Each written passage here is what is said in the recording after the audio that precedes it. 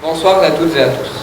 Bon, je me présente. Mon nom est Gizeke Melville, je suis en 307 au collège de Boulary, et le sujet que j'ai décidé d'aborder avec vous ce soir me tient particulièrement à cœur.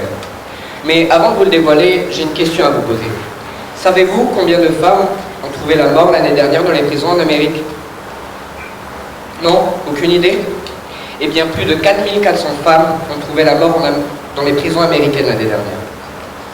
Et je pense que vous l'aurez deviné, ce soir, je vais vous parler des conditions de vie des femmes dans les prisons américaines. Ce sujet est très clairement tabou, car personne ne veut accepter le fait que ces femmes sont martyrisées. Tout le monde ferme les yeux là-dessus, car, soi-disant, elles l'ont mérité. Mais moi, je ne trouve pas. Attention, je ne dis pas qu'elles n'ont rien fait de mal. Elles ont forcément fait quelque chose pour être incarcérées. Mais elles ne méritent pas d'être battues à ce point. Et quand je dis battues, c'est un doux euphémisme. Car ces femmes sont battues, violées, affamées et parfois même tuées. Ici, je n'ai cité que les exemples les plus fréquents. Car parfois, les gardiennes sont tellement cruelles qu'elles les obligent à faire leurs besoins sur elles-mêmes, voire à se mettre nues devant elles, et s'ensuit ce qui doit s'en suivre. La prison est censée être un lieu pour essayer de se reconstruire, de ne plus reproduire les erreurs commises auparavant. Non, vous ne le pensez pas?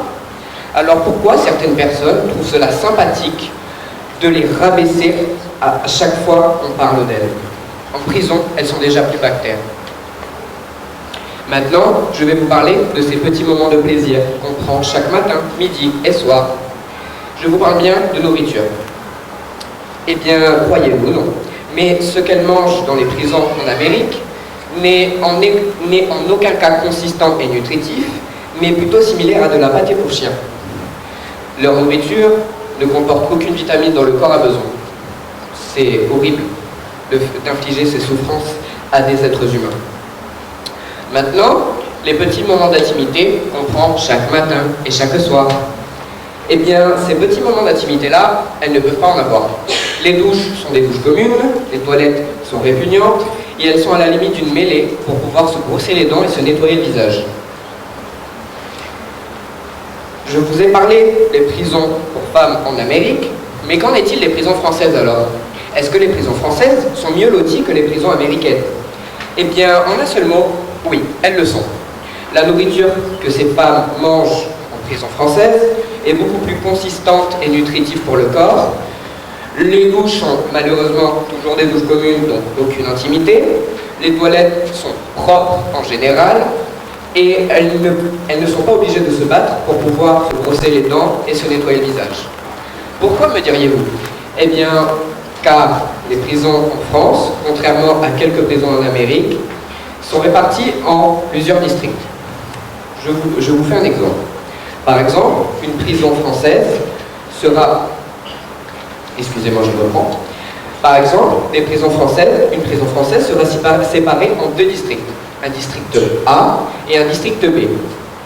Le district A aura des horaires, disons, de 7h à 8h pour pouvoir se brosser les dents, se nettoyer le visage et prendre une douche. Et le district B aura par exemple des horaires de 9h à 10h pour pouvoir se brosser les dents, se laver le visage et prendre une douche. Je vous ai parlé des prisons pour femmes, mais pourquoi je ne vous parle pas des prisons pour hommes, des prisons en général? Eh bien, car les prisons pour hommes sont souvent synonymes de violence pure et dure. Voilà, j'en ai terminé. J'espère vous avoir fait réfléchir avec le texte que je viens de vous déclamer. Et j'espère que vous considérez ces femmes non pas comme de vulgaires animaux ou des déchets, mais bel et bien comme de véritables êtres vivants, quand bien même ils ont failli dans leur vie. Merci beaucoup, bonne soirée.